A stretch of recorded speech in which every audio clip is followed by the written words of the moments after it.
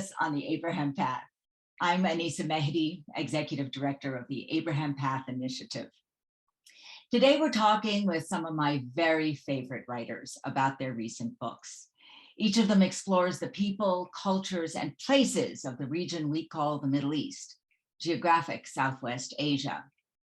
Each of these writers mixes their personal experiences with the stories they tell, bringing us readers in as if we were there paddling a boat down the Tigris River, walking in the streets of Jerusalem, or having tea with a courageous someone that fled their homeland and is building a new life. They are all friends and colleagues of the Abraham Path, and I'll introduce them to you in a moment, but let me first tell you a little bit more about our mission. API inspires the development of walking trails throughout Southwest Asia in order to promote connection and conversations among folks that might not have met otherwise. Our project helps foster economic development through community-based tourism and cultural heritage preservation off the beaten path. Since 2007, API has worked with local partners to build about 1,200 miles of trails. You'll find them today in Jordan, Palestine, Sinai, Egypt, Turkey, and Iraq's Kurdistan region. All these trails are locally administered and maintained. We are currently assisting our colleagues in Turkey with recovery from the devastating earthquakes and flooding of February and March 2023. And we thank all of you who have stepped up to help us in that emergency. And now to our guests. I'd like to introduce first Leon McCarron, an award-winning writer, broadcaster, and explorer from Northern Ireland. Leon is a fellow of the Royal Geographic Society and of the Abraham Path. In 2022, he was named Explorer of the Year by the Geographical Society of Philadelphia. Leon is an adventurer with an ear for stories of the heart. He's known for long-distance expeditions in China, the Arabian Peninsula, Patagonia, and he's the first person to walk the entirety of what we called in 2016 the Abraham Path, 1,000 miles through the heart of the Middle East. Over the past 10 years, Leon has walked over 50,000 kilometers or traveled over 50,000 kilometers by human power. That's walking, cycling, kayaking, and so on.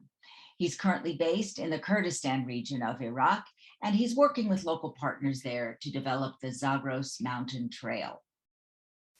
Leon has been a regular guest of Meet Us on the Abraham Path, and we are loading links to his other appearances in the chat for you to check out. Welcome, Leon. Tell us where in the world you are in right now. Thank you, Anisa. It's a pleasure to be back and always a pleasure to talk to you. I am currently about 30 minutes north of Erbil, which is the city where I live in the Kurdistan region. Great, we're glad to see you. Let me next introduce Stephanie Saldana, a writer, teacher, and journalist who's been published in the New York Times, the Wall Street Journal, and America Magazine, among others. Stephanie specializes in stories about the religious diversity of Southwest Asia, with a focus on refugees. Stephanie treasures the people she writes about. Their safety and what's important to them is essential to her. In 2016, as an Abraham Path Fellow, Stephanie launched the Mosaic Stories to tell the stories of endangered and tangible cultural heritage, particularly among refugees fleeing Iraq and Syria. We'll hear more about intangible cultural heritage in this program. And her new book homes in on a few of these stories. Stephanie's previous books include The Bread of Angels from 2004, based on her time in Syria on a Fulbright, and A Country in Between, Making a Home Where Both Sides of Jerusalem Collide. She's also appeared on previous episodes of Meet Us on the Abraham Path, and you can find info on those in our chat. Welcome, Stephanie, and you are here from Bethlehem today? Yeah, I'm here from Bethlehem. I just want to wish Ramadan Kareem to all of those who are celebrating today. We certainly are feeling it here. Thank you. And Matthew Teller, an author, speaker, and radio documentary maker. Matthew is a person with a great sense of humor, great curiosity, and I'd say a knack for making people feel at home. Matthew writes for the BBC, The Guardian, the Financial Times, and National Geographic Traveler. His 2018 piece about the Abraham Path in Aramco World is one of my all-time favorites. It sits on my desk as a resource regularly. Thank you for that, Matthew. He wrote The Rough Guide to Jordan and Quite Alone, Journalism from the Middle East, 2008 to 2019. It's a good long time to report on this complex and very changing region. Matthew's latest book is 9 Quarters, a new biography of the Old City. And he talked about 9 Quarters on our webinar in December of 2021. You'll find a link to that in the chat. Welcome, Matthew. Are you in London? Thanks so much, Anissa. That's a really generous introduction. It's always a pleasure to talk to you as well. I'm a little bit outside London. I'm about 60 miles, about 100 k's northwest of London, in a small town called Banbury in Oxfordshire. But yes, I'm in England, and it's raining. Oh, it's raining this afternoon anyway. And where it's raining, not entirely a rare occurrence in London. So I too have had a history as a journalist, and it's really a very exciting and wonderful career. And one of the great things before us as reporters is to choose our stories and who are the people we're going to write about.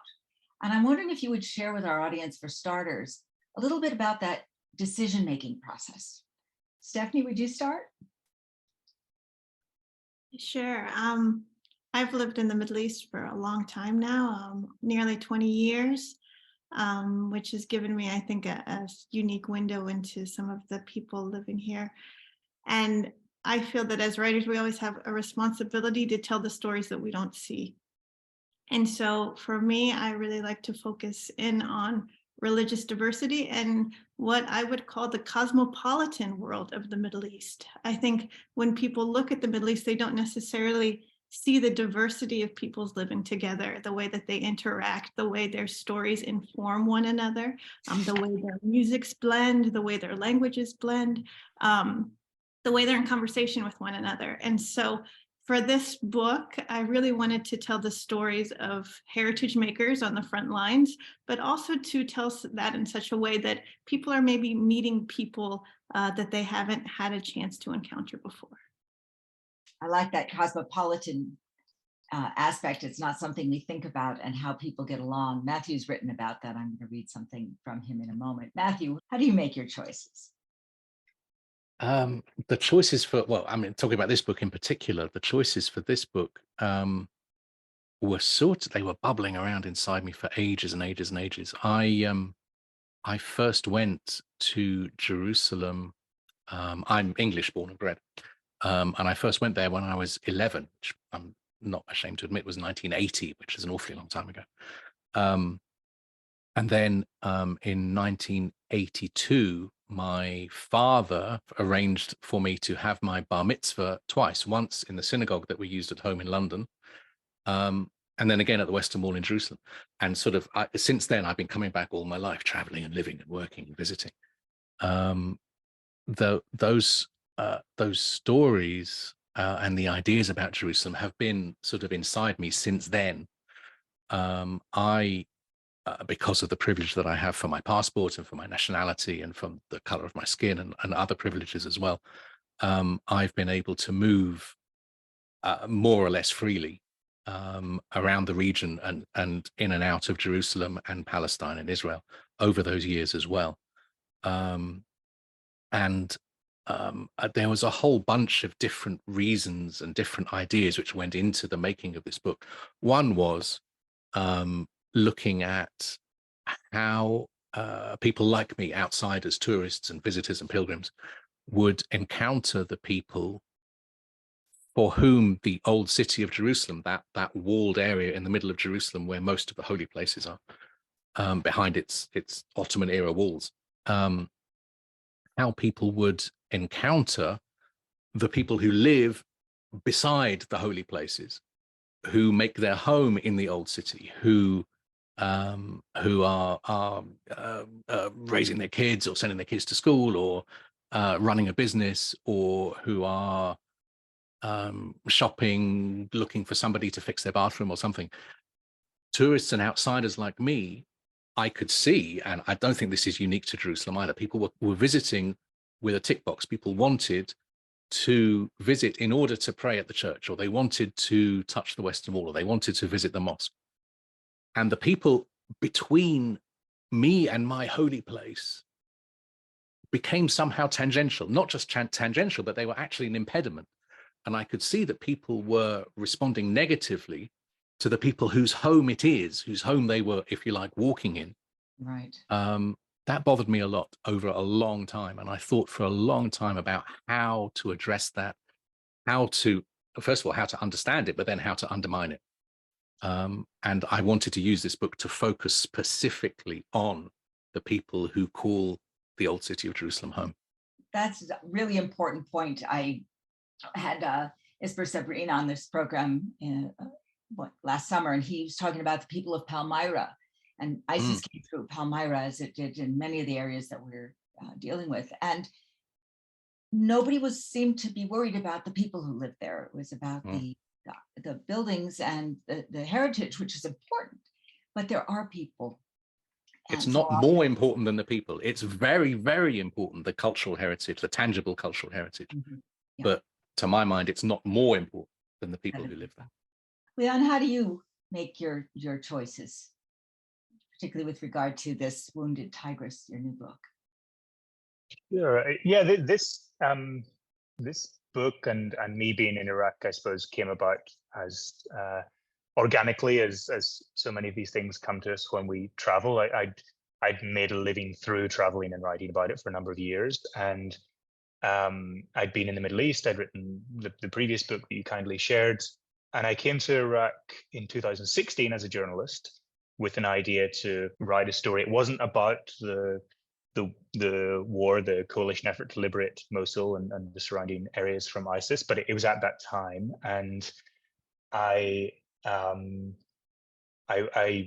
went off to the front line without any experience of that type of journalism, and found it to be, of course, terrifying and horrific and traumatic, and that was for me visiting for a day, and I felt I couldn't offer anything in terms of telling the stories of those who were affected by it. And so I came back very chastened to the city of Erbil, where I met Laween Mohammed, who's another great friend of the Abraham Path Initiative, and I think of all of us here, actually. And he encouraged me to go up to the mountains and make a positive, happy memory before I left. He said I shouldn't just remember war, I should remember something of the natural beauty of the region.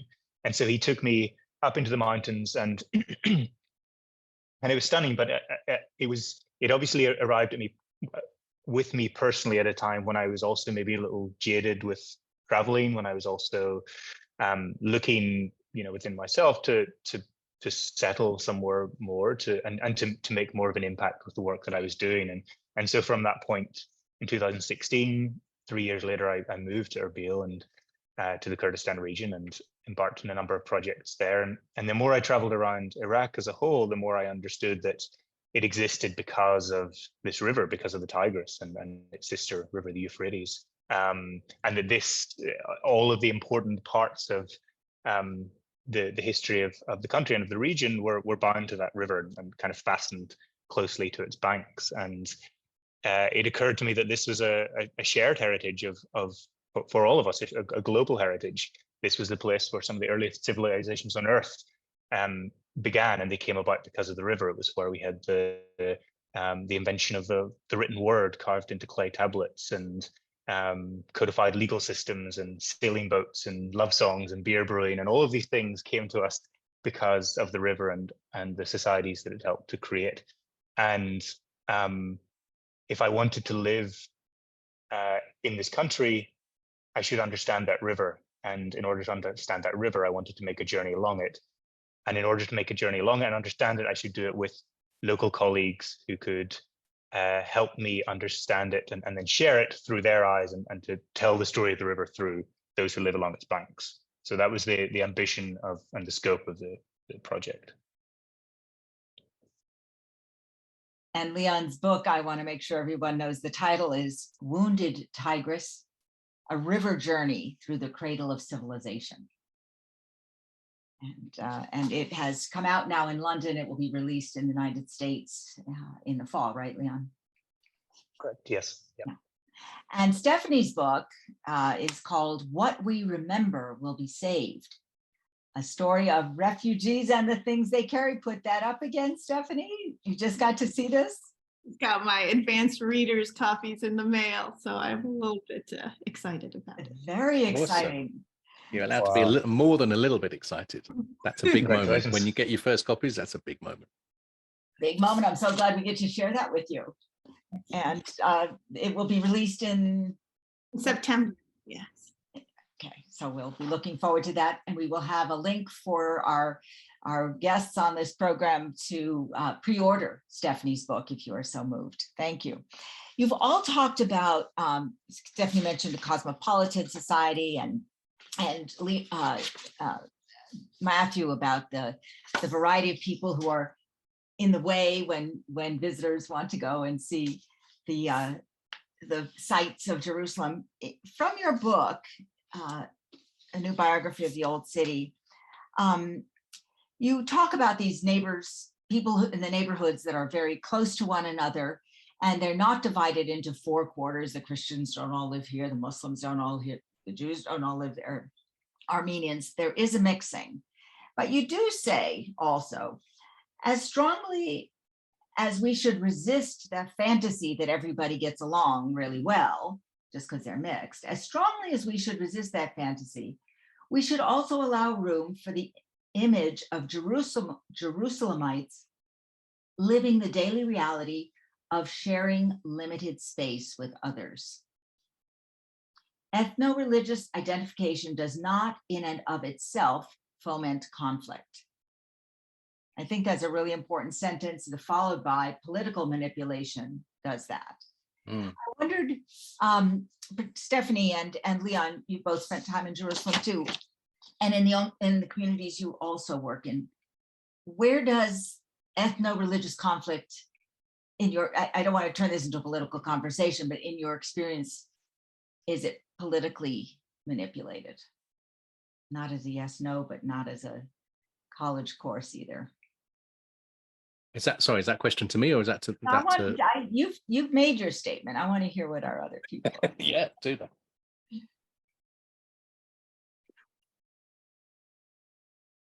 Well, I don't want to escape the question, but I will escape the question. I mean, when I chose to write my book, the characters in it are extremely diverse. There is a young woman who saves the story of her sitting in a dress. She's an Aramaic-speaking Christian from Karakosh in Iraq. There's a young man from Mosul who saves the stories of friendships across faiths, who I met in Lesbos.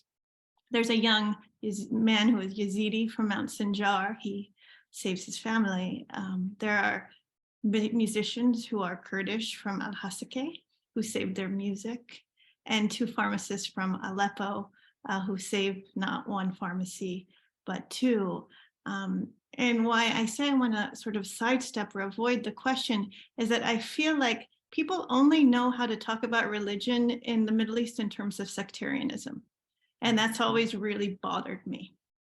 It's either you avoid religion or it's sectarianism.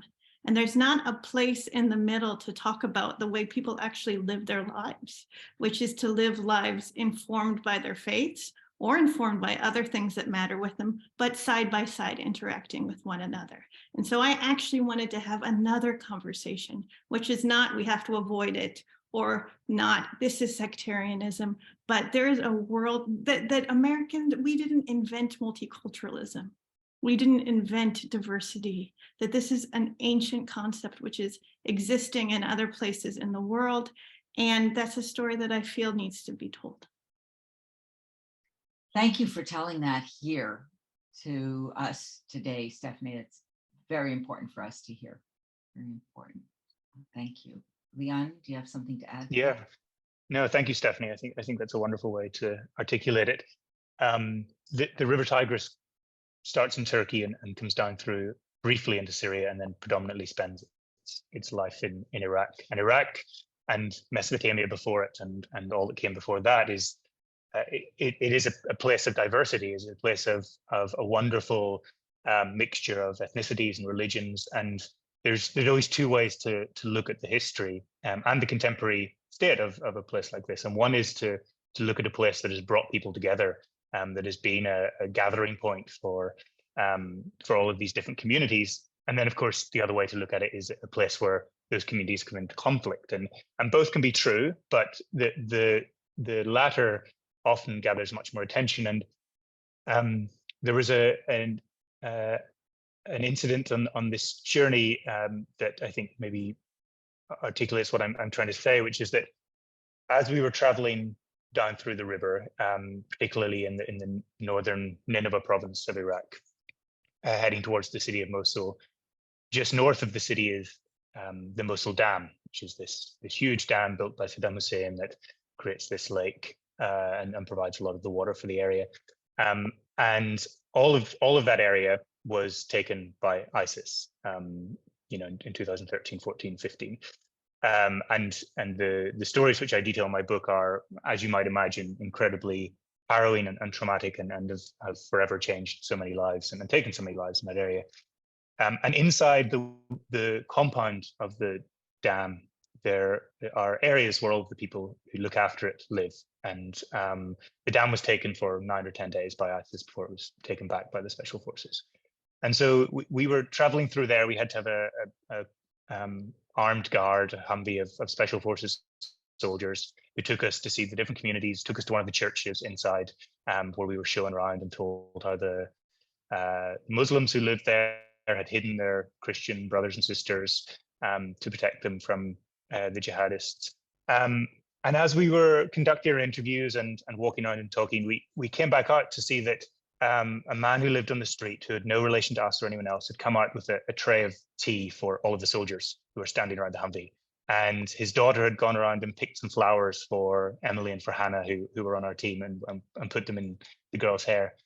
And this man stood silently by the Humvee with his silver tray until everyone had drunk their tea, and then he gathered the glasses and disappeared back into his home. And my colleague Salman, who's traveled down the river with us, who's a young Iraqi environmentalist, said to me at the time that this is often what he was trying to tell people, is that, of course, the story of what ISIS did is important to remember, so that we can try to make sure it never happens again. It is the nadir of what humans are capable of. But ISIS persecuted people based on their differences, on an incorrect reading of religious differences. The opposite of that is to reward people based on differences. And you can see that in the intrinsic hospitality found all across Iraq, but also all across the region. And so that's one of the ambitions for writing this book was to try and somehow highlight that other side that maybe doesn't get spoken about as often. I think that was also a sidestep in your question, but no, that's actually those are actually the answers I was hoping to hear. That it is about that. Let's look at the people and the lives that are being led, and not be looking at the stereotypes and what typical news reporting gives us, and what politicians offer too. So I mean, I think what Stephanie said is absolutely spot on. I mean, what Leon said as well. But when you said people live their lives informed by faith, but they live side by side, just that phrase there, I think that's so important, that people, in my experience in Jerusalem as well, there's obviously faith and religion are part of life, but people live side by side, and that things have changed a lot in the 20th century, particularly with the violence that Leon's talked about and that we've all known about as well. And in the second half of the 20th century, with the nationalism and the violence that resulted from that as well. But there's a heritage that goes way, way, way back, far beyond that. There's one of these books which is just beside me on my desk here, which is this one. I don't know if you know that one. That is that's a beautiful book. That's the diaries of this man Wasif Jawhariya, who, as you can see in the picture, was a musician. He was a writer. He was engaged in the life the social and cultural life of Jerusalem before the British arrived, and then in the early years of the British Mandate as well, up to the 1940s or so. And the stories that he tells, that book is beautiful. The stories that he tells of Jerusalem pre-nationalism, pre the violence of the 20th century, evokes exactly that phrase that you use, Stephanie, about lives informed by faith, and how Muslim families would be aware of their Jewish neighbors and would be aware of the Jewish festivals, and they would partake and they would help and they would support. And the Christians and the Jews and the Muslims will be living, as I said in that quote which you gave earlier on, there was coexistence. We shouldn't be sort of seeing it through rosy tinted spectacles that everything was marvelous. But there was coexistence, and people did live side by side, and there was a sense of sharing space. Anyway, some people have told me, right, people have told me I miss turning on and off the lights of my Jewish neighbors on Shabbat, and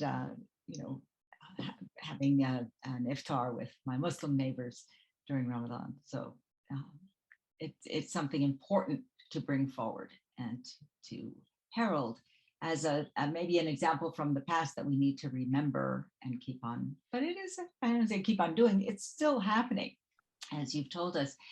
I think each of you has a few characters from your books you'd like to introduce to us and tell a little bit about each of them. I'm going to start with Stephanie again to meet some of your wonderful people. So actually, we're not going to meet my people because I really, to write about refugees is to, I take great care to protect them, because you're writing in a situation in which people don't necessarily have asylum. And so I write about many using their first names or using other names, but I will share with you just a few pictures that I think give a sense of what I was interested in. I became interested in this project, really, I'd lived in Syria, so many of my friends became displaced. People I loved were killed. And in 2014, when ISIS, took over parts of Iraq, and everyone was talking about the destruction of built heritage, of concrete heritage, tangible heritage, I was also quite devastated that people were not talking about what people actually care about, which is intangible cultural heritage. Not that they don't care about Palmyra or the Mosul Museum, of course they do, but it's their languages which are disappearing, their traditional dances which are disappearing, their music which is disappearing, their recipes which are disappearing, and their relationships with one another which are being dispersed. In the case of Syria, half of the country is displaced. And so I wanted to go to people and just allow them to lead and to tell me what they carried. I also wanted to talk about refugees as survivors who not just lost things, but who are saving things and who are really on the front lines of heritage preservation, and to honor that. And so I'll just show you a little bit of, you can see these are a man who's making traditional sweets, for example. This is Maftool, a woman from Dara who's making maftool in the Zaatari refugee camp. Traditional Kurdish embroidery. These are Yazidi women who, of course, the Yazidis brought their entire oral tradition with them, very long stories which were memorized and carried out after the genocide in Sinjar. The traditional fabrics of Syria here, which are being saved in Jordan. These are the traditional music players, and they sing, who from Homs, who brought that to the refugee camps in Jordan, where they continue to perform in weddings. This one, any Syrian will recognize. This is a woman who was showing me her makdous. Makdous is a very, very, very beloved small stuffed eggplant. And people from the south of Syria were so upset when they became displaced and they could not find the small eggplants that they told their relatives, if you must escape, bring your seeds with you. And they did, and the small, carrying their seeds, they grew the small eggplants in exile, many, many, many of them. I talked to people who saved their gardens. And from that, in the story, I focused on 6 characters. And I began really talking about things I knew about, asking about music, asking about, traditional dress. But as I continued traveling, I really learned to trust people and to let them lead. Around 2016, 17, when ISIS left areas and people fled with nothing, you cannot ask, what did you save? And so I sat with people and they learned from them that even when they had nothing physical, they saved other things. They saved the stories of their neighborhoods. They saved their goodness. They saved their relationships. And so it really was a journey for me to understand what people can hold on to when it seems that everything has been taken from them. So, I do just now, as always, just want to thank all of those who were with me in the writing of this book for the great privilege of their stories. I feel I should never talk about it without honoring first and foremost them and their willingness to share with the world their gifts.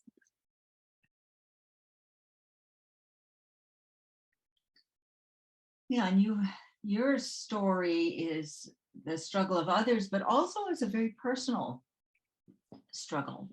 The journey itself took a lot out of you and Emily Garthwaite and the other people who traveled with you and made it possible for you to travel. What would you like to share with us? Sure. Firstly, thank you, Stephanie. That was beautiful. Really lovely to see more of that. Yes, we spent 3 months traveling down the river. I felt like that was the best way to tell the story of the river, was to be on it and close to it, and that's how we would meet those who lived along it, but those who would be bound to it for the rest of their lives. And I was acutely aware of my role as the storyteller. And so in Turkey, I traveled with 2 wonderful colleagues, Angel and Bishar, who were our cultural guides and river experts, and from Diyarbakir, and so born close to the river. And in Iraq too, with Salman Kharala and Hani Ibrahim and a number of other, they came the whole way down the river with us in Iraq. And we had another of young activists and environmentalists and historians and those who would help us understand the river. And it was a very difficult journey. This river has been fragmented. It's been turned into a series of personal political fiefdoms in Iraq. It is a very challenging thing to do, to travel along it. And it was very hard for all of us, for myself and Emily Garthwaite, the photographer, whose images you'll see in a second, and Claudio Van Planta, the filmmaker, who were the international contingent. And it gave us the briefest of insights into what it must be like to live along the river and to be born into that. And one of the things that came through very clearly to us was that so many Iraqis, Iraq is a very young population. Half of the population of Iraq have been born since 2003. Something like 65 to 70% are under the age of 30. And so people who are my age, in their mid, maybe approaching late 30s, have grown up through the Iran-Iraq War, through the Gulf Wars, through the sanctions, through 2003 and the invasion, through the sectarian fighting, Al-Qaeda after that, through ISIS. It has been a series of conflicts and traumas. And it's an incredibly beautiful country. I wanted to show that, but I also wanted to show what's happened to it and try through the voices we heard to make some get some impressions of what the future would be like. So this is our team by the 9th century minaret, the Malwiya minaret in the city of Samarra. That's Salman on the left and Hannah on the right, Emily in the middle with me, and Claudio down below. And along the way, we tried to gather and highlight these important points of cultural heritage along the river, because it is often forgotten what exists there. Equally, this ziggurat, at least 4,000 years old, close to the modern day town of Shirkuh, but once the city of Ashur, the capital of the first capital and the home of the Assyrian Empire. And this would once have been twice as tall as it is now, and covered in lead and inlaid with crystals, and would have been the base of a temple. We looked at the environmental catastrophe that's unfolding with the dams at the headwaters in Turkey and on the tributaries in Iran, the warming climate that is increasing desertification and creating an almost uninhabitable landscape. I saw earlier that our dear friend and colleague on the trip, Amir from Basra, had joined to watch for a while. So I hope he's still here. But Amir does wonderful environmental work in Basra. But Basra is at the end of the rivers where all of this collides, and so much of the summer now is over 50 degrees Celsius. And the electricity provision is very, very poor. So it's very, very hard for people to live in. And governance within Iraq along the rivers is terrible. It's polluted. This is a tributary, the Diyala River that runs in, and this gentleman Ibrahim in the image will have to move because he is no longer able to make a life there as his family had done for centuries.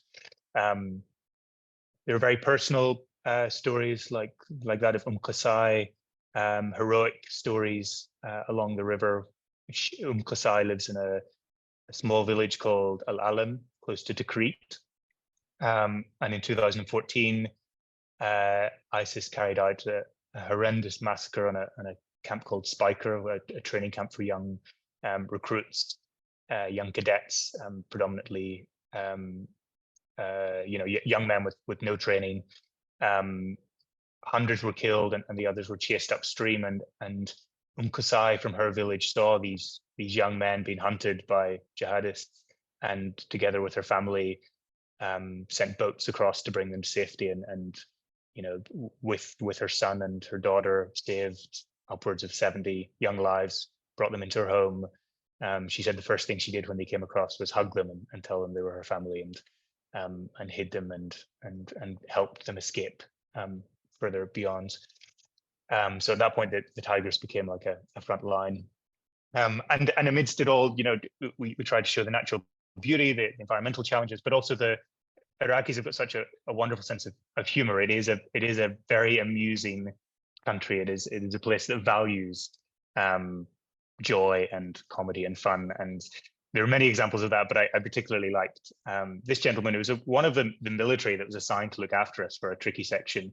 But he's also a member of a club called the Crocodile Club in Baghdad, which is an exclusive club for men with exciting facial hair. And so the idea is that you grow the most exciting mustache or beard you can, and then you meet up once a month and admire everyone else's, and then you do some community service together and go home.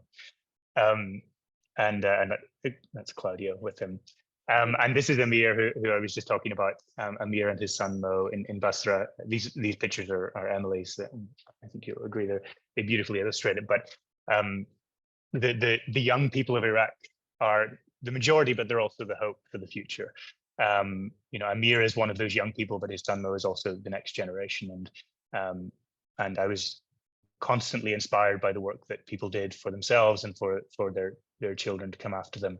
And so, as Stephanie so wonderfully did as well, this book and all of the work is a dedication to all of those who do so much great work to keep the river alive, including Amir and Salman and Hannah and all of the others that we worked with. Thank you, Leon. Matthew, take us on a short Elisa, journey of 9 quarters. I would say I have, a platform from which to speak. And I wanted to use that platform to, first of all, to redress a balance in what I see as an imbalance in narratives about Jerusalem.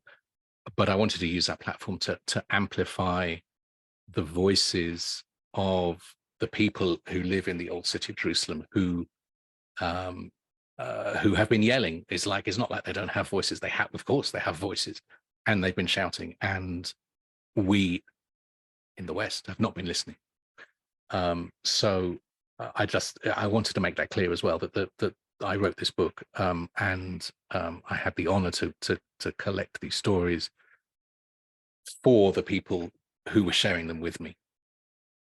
Anyway, just to run through some of the stories that I was lucky enough to be given. And I've sort of located on the left side of the screen that you can see a map of the old city of Jerusalem behind its walls, and I've located each place that I'm going to talk about. There's half a dozen pictures coming up. The first one to talk about, I was extraordinarily lucky to be able to spend some time talking to and writing about the people here at the Indian hospice in Jerusalem. Jerusalem has many of these hospices, which in this context, the word hospice refers to a Muslim religious institution, one specifically one that's related to Sufism, to mystical Islam. And this is it's a really fascinating place. It commemorates a legendary visit to Jerusalem 800 years ago or so by Baba Farid Shakarganj, who is one of India's most celebrated mystics. He's supposed to have come to Jerusalem and meditated here for 40 days. And there's still a cave and a small mosque within the boundaries of the Indian hospice compound up beside the northern walls, as you can see on the map there. And that compound is now home to a little cluster of Indian Palestinian families, or really it's one extended Indian Palestinian family. Just nearby to that is this place, which is the Afghania Hospice and the Bukharia Hospice, which are two compounds which have been built back to back to each other, which create a little community here with a centuries-long tradition of hosting Muslim pilgrims to Jerusalem from Bukhara and from the neighboring lands of Central Asia, Uzbeks and Tajiks, Turkmen, Afghans, Uyghurs, and many others as well. Just nearby to that is a neighborhood that's home to Jerusalem's Dom families, who self-identify as gypsies. That word gypsy has a troubled history in English. It was invented about the 15th century or so because English people were looking at newcomers who were arriving amongst them, and they didn't know where they came from, and they thought they maybe had come from Egypt. So they called them gypsies as a truncation of Egyptians. But that was wrong, of course. But and over the centuries, the word gypsy took on these pejorative overtones to such an extent that today some people choose not to use the word at all. But in English, at least, the Dom of Jerusalem choose to self-identify with that word, gypsy. So I'm following their lead on that. And their history, as with the history of parallel communities in Europe and elsewhere, is very under-researched, very poorly understood. Very broadly, it begins with the waves of migration not out of Egypt, but out of India about 1500 years ago or so. And these waves resulted in, some people settled on the way in Armenia and the Caucasus. They are now the Lom people. And some people then carried on into Europe. They are the Rom or the Roma people. And some settled in Turkey and Iran and the Arab lands, what we call the Middle East. And they are the Dom. So Lom, Rom, and Dom, they all share a common cultural heritage going back to India more than 1,000 years ago. And the Dom in Jerusalem have lived inside the walls for 200 years or more. But as with other communities, as I said, in Europe and elsewhere, they suffer appallingly from racism and from discrimination. They identify neither as Palestinian nor as Israeli. They are Dom. They occupy this tiny socio-political space in between the two larger communities. But that tends to mean that they suffer from both sides as a result. Dom children very rarely graduate from high school. Unemployment rates within the community are very high, sometimes as much as 2/3. jobs where they exist, are very low-level jobs, service jobs connected with sewers and drain cleaning, sanitation. The woman on the screen is Amun Slim. She's extraordinary, amazing person. I was so lucky again to not just to meet her, but for her to share the amount of time that she did with me, and to share the stories that she did with me, and to give me an insight into how her community operates and works. She has done amazing work over more than 20 years, building community support networks among the Dom. She started in 1999 just distributing blankets and distributing essentials to families in need. In 2005, she was able to set up a community hub in a building just north of the walls of the old city. And it's still there. And she's running vocational training classes for women. She's running language classes for children and for adults. She has after-school clubs, putting Dom children through high school, and some are now moving on into college, and higher education and diplomas. All through the pandemic, she was supplying, vital support for this deeply underprivileged community. It's one of those places, if you get a chance to visit, it's sort of always busy. There's a buzz about the place. You go in, over here there's a group of women who are embroidering or learning a skill or something. Somebody's dealing with I don't know, the media over there, and somebody has just dropped off a pile of food parcels over there, and they need to be processed and distributed to the people in need. There's like something always going on. And Amun herself is one of those people who's just like full of this dynamic energy, who's putting herself out there for her community. And of course, not only is she facing down discrimination from the Israeli authorities and racism from wider Palestinian society as well because of who she is, but she's also breaking down gender barriers within her own community as well. She's challenging patriarchal structures of control within the Dom community. She's an extraordinary person. I was amazingly lucky to be able to give her story, as I said, to give her story a platform, if you like, in the book that I wrote, thinking of people who suffer from racism and discrimination as well. There's a center of African settlement right in the middle of Jerusalem, right at the gates of Al-Aqsa as well. This is a community of about 450 Muslim people who claim origins from West Africa and from Central Africa. The man on the screen is Musa Qaus, who volunteers at the African Community Center there.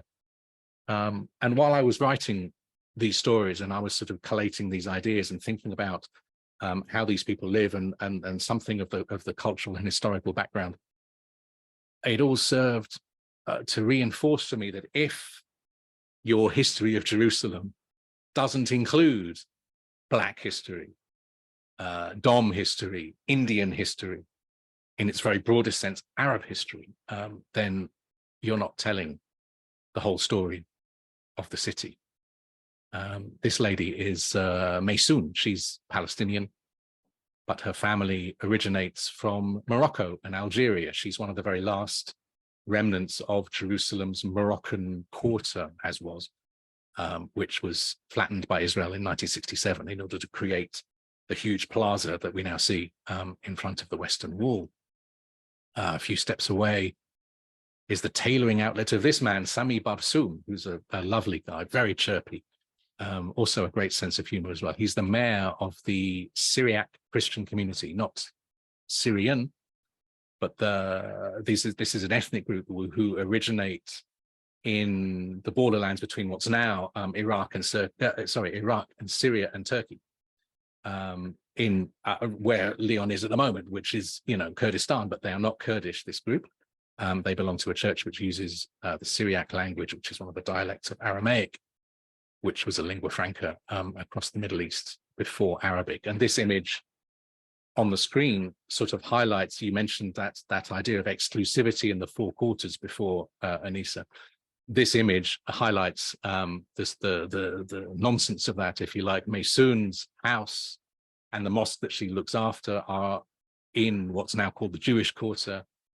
but she's not Jewish.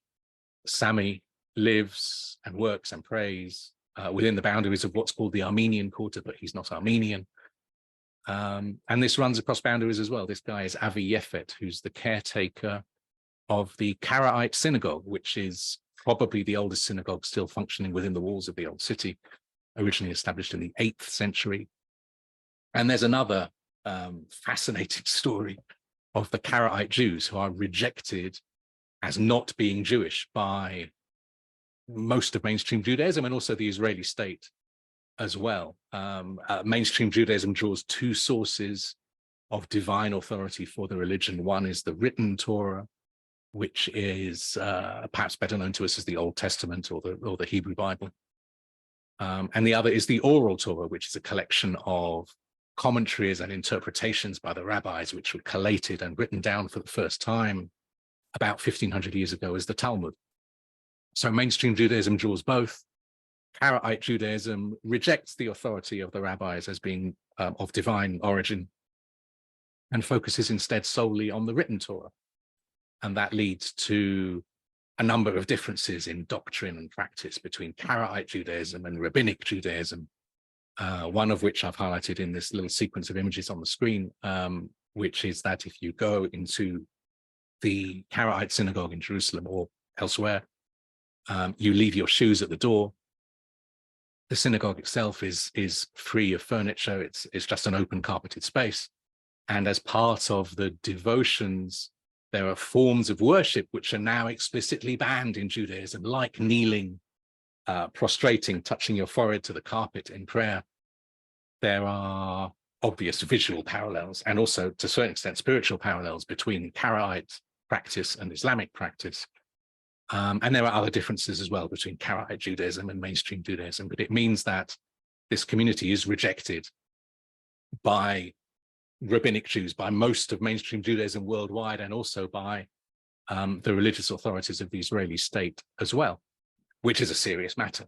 In a place like Israel that runs on these hierarchies of ethno-religious identification.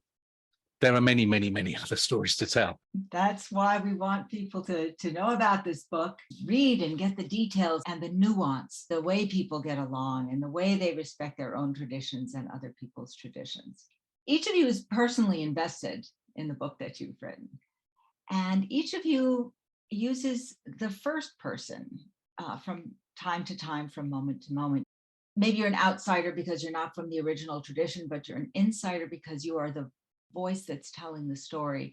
And I was wondering how you see the role of the writer's voice as that first person.